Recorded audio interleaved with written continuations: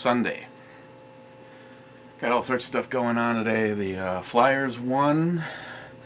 The Daytona is happening, which means Paul Hasman 440 has popped the top on a bottle of Speedway Stout that he's been coveting in his refrigerator since last year. And we're going to take a look at a beer.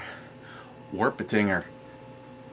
The German mythical collage of animals. It can fly. It can run as fast as a rabbit. It has big pointy teeth that go after the knights that say neek. It won't die of old age. It's immune to poisons. It's just a really special thing. One version of how it looks.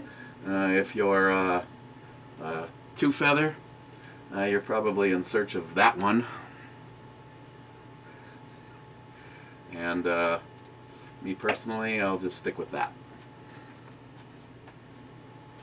Why am I telling you this? Because that's what we're going to be looking at. This is from a brewery that I was treated to compliments of my man Ray, STL Ray Edwards. Urban Chestnut, their Zwickel is, it is such a tasty beer. As we talked about yesterday, this one comes in a box right off the bat. I don't think I've ever had a beer in a box. And so obviously it's going to be really good. Same caps that they put on the rest of their beers. I don't remember if we saw an alcohol percentage on this or not. This is obviously their 2015 version. Bavarian Beast. Oh, this is where it's talking about the Wolpertinger. I got something on the end of my Wolpertinger. And this is from St. Louis. So I think since I mentioned Ray, I'm going to use the opener that Ray sent. Oh, where the hell did this come from?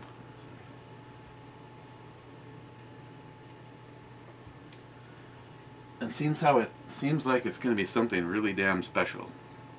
We'll even use a special glass. Okay, this brew review is for real. And the pour starts now.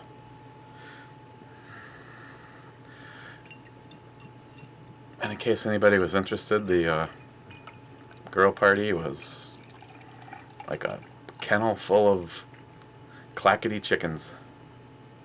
They appeared to have fun. I mixed up a few things. The first round was admittedly a little on the strong side. Okay, I was kind of careful with this. It had carbonation, but it kind of all went bye-bye. It's got a very brown, cloudy appearance to it.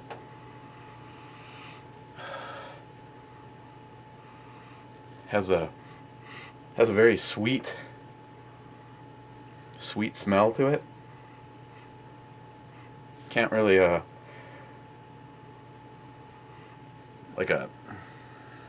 it's like a spicy note, like you walked in, almost a candy apple kind of smell. Okay, well, this was sent over by Ed, USAF Ed. So cheers everyone, cheers Ed.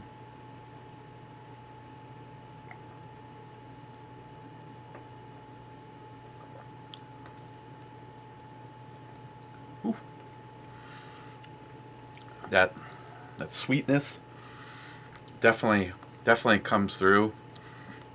Maybe not all the way to the sweetness standards that JR10 Desert Gold desires, but definitely in the right direction.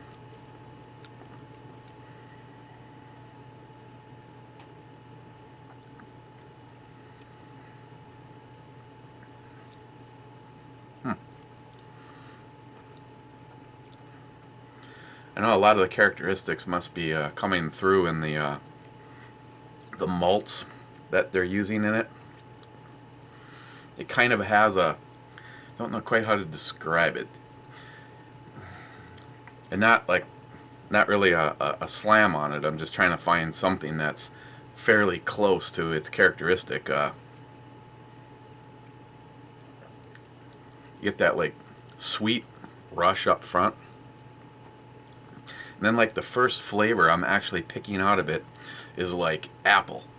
Not say you just cut a fresh apple, but you just cut a fresh apple and waited a while until it started to, you know, started to brown up just a little bit.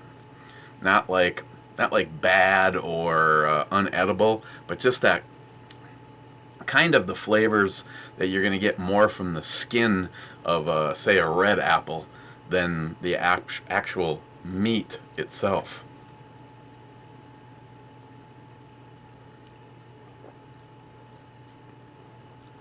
A little bit of an alcohol warming.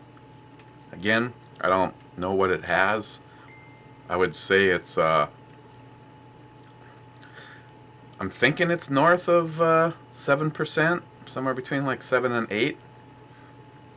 I don't know. All those different flavors and spices are coming through in it.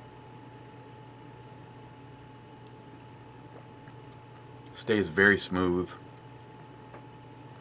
There's a little bit of a dry patch there right in the very middle, in between the transition of the smooth sweet to more of that apple kind of flavor.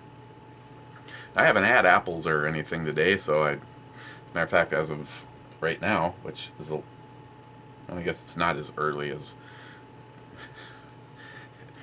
if this was Monday and I just grabbed the camera and came down here to do a brew review, this would be about what time I would be doing it on a normal day. But the only thing I've had so far is Christine made some really nice big buttermilk biscuits, threw some scrambled eggs and cheese on it, and then 3 big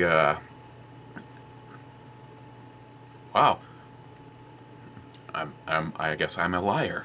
The bacon that she used today was apple smoked. I mean, the beer doesn't taste like bacon, so I think that's just a coincidence.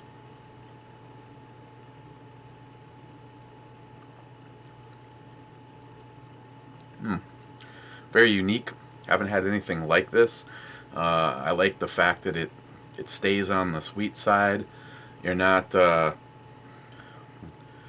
getting, those, the shit that I don't like Coriander.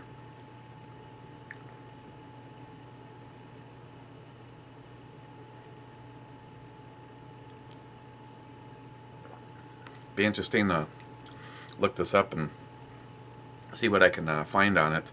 I was just curious about the name and found the old mythical rabbit from hell, or squirrel from hell. Squirrel Run looks pretty funny.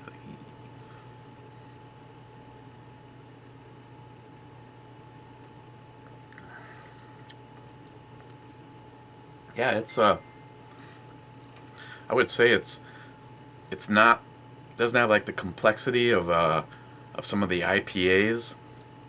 It starts off smooth and sweet, a little bit of a dry patch, and then those flavors.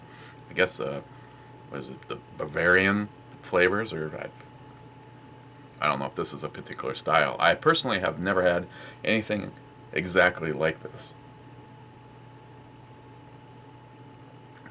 Is it something you could sit and drink all night? Probably. I mean, those flavors aren't I mean, they're not annoying in any way, and it's not so sweet that you think you're gulping down spoonfuls of sugar or anything like that. But it is definitely a nice blend. For the shoot this year, one of the two of you need to stop at the liquor store and make sure that we have a decent supply of Zwickel. That was great, Ray. And of course they come in a little bit bigger bottle, not the bomber. I don't remember what size they were, but they were that was some damn tasty beer, and so is this. I also want to take the opportunity to already thank. Of course, it doesn't come as a surprise. Every time we try to do something nice for another member in our little family, in this particular case, the gun community and not the beer drinking community / gun nuts. As of last night, um, for starters, I want to thank NIHAP, New York Half-Ass Prepper, for his contribution. Ed, USAF Ed, is it actually hasn't happened yet, so I don't want to put Ed on the spot in case it doesn't. But let's just say, one, like usual when it comes to Ed stepping up all the time, one of the big components to really make this thing, what I'm envisioning, Ed is going to be picking up for it.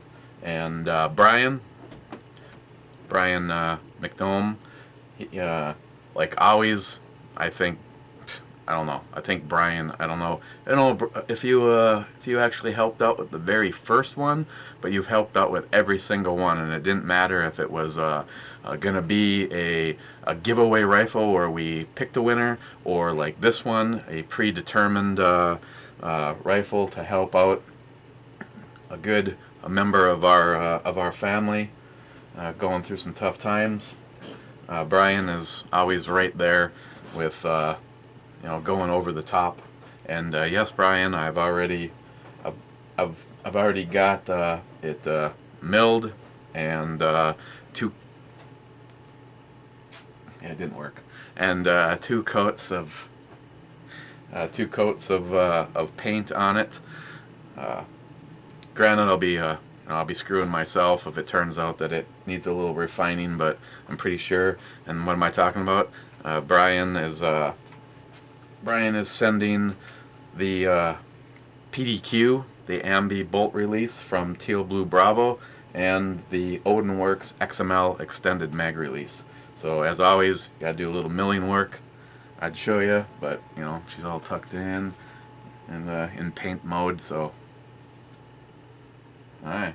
Want to try this? This is anniversary beer. No, I think I'm done with alcohol for a little while, thank you. But you guys appeared to have fun last night. Mm-hmm.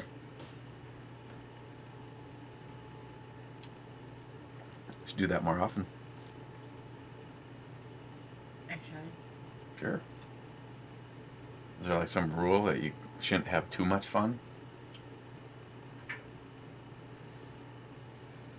No. Mysteriously quiet today. Huh? Said she's mysteriously quiet today. I'm not mysteriously quiet. Okay, so am I gonna throw this on the E scale? Wolpertinger. In case you need a recap. The mythical beast looks something. I think this one's the funnier one. So. What the sand hell is that? It's a German mythical called the Wolpertinger. Another probably more common version of it looks something like that. But in all cases, it's horned, it has fangs, and it flies. Don't they have something like that too with a rabbit here in the States? Some kind of mythical creature as well. Maybe. I don't know. Evidently, this thing is also a lot of the things that popped up under this name, under imagery, also mentioned World of Warcraft. So evidently, this thing I don't do really.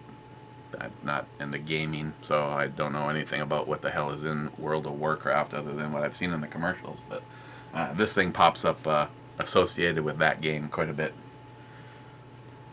Okay, where were we? It looks like a squirrel on crack. It's a squirrel on crack.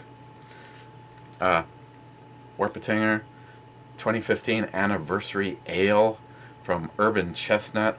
Just a maybe, other than a few friends, maybe one of the only other really good things to come out of Illinois.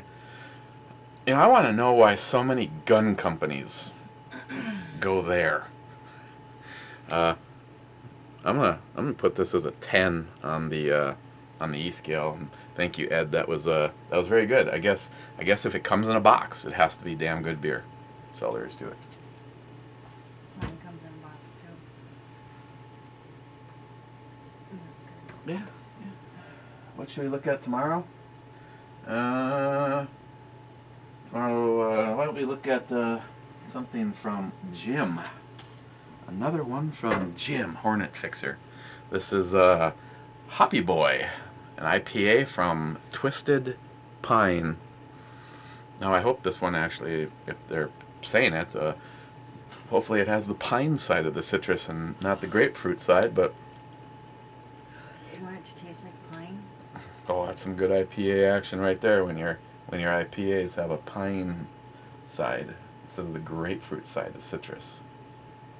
You know, like you just got like 9 on a Christmas tree. Mm-hmm. Yeah. Okay, so let's take a look at that one tomorrow. Other than that, you know, I don't have any new political news. I want to say thanks for, in short order, the guys that have already helping. And I will try to include a list of what is still needed in the description box for this video in case anybody's interested, because at least